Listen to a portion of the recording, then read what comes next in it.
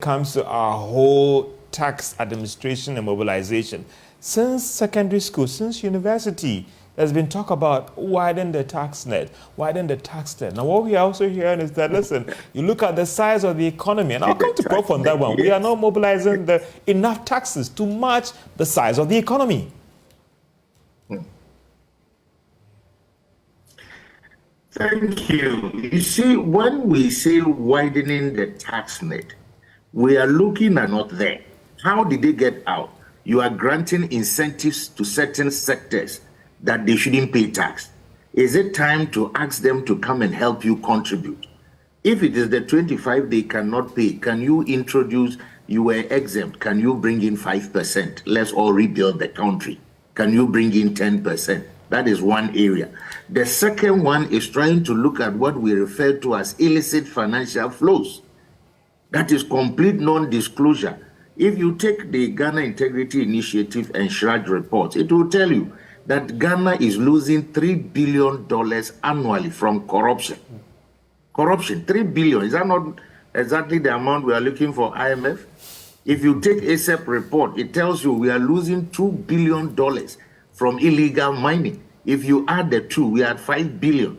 We've not come to under-invoicing and other things at the port. So do you need IMF? We are talking about $5 billion a year now, and you are going to get $1 billion a year from IMF. So, and then you look at the situation of VAT. You and I'm sure you've gone to places to buy something or be in a hotel, you are checking out, they ask you whether you want VAT invoice or not. Yeah. Is it an option? Yeah. So that is what I'm talking about, the efficiency.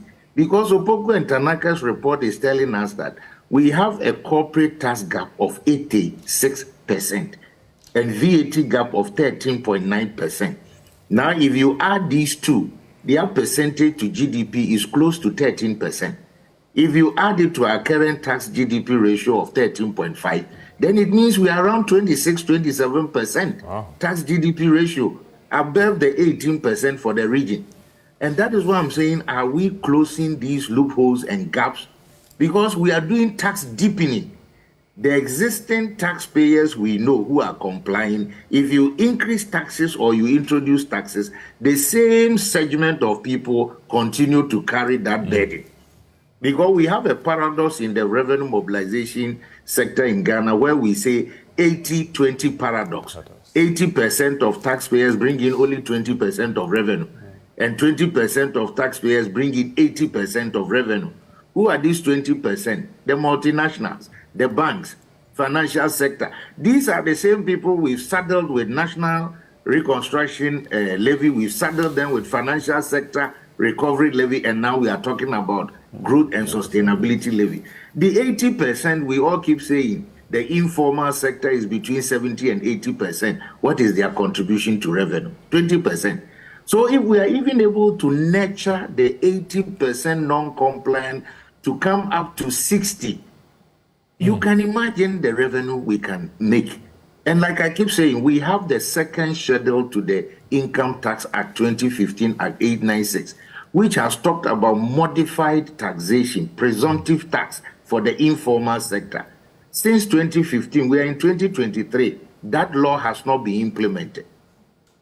Because it brings up the idea that why can't we allow the informal sector to give, say, 2%, 3% of their turnover, like the growth and stabilization levy is saying.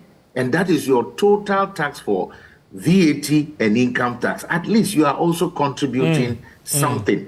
Then we could have opened the net. We would have widened the net. Widened the net. But as we are only deepening. Interesting. Let me bring in Prof.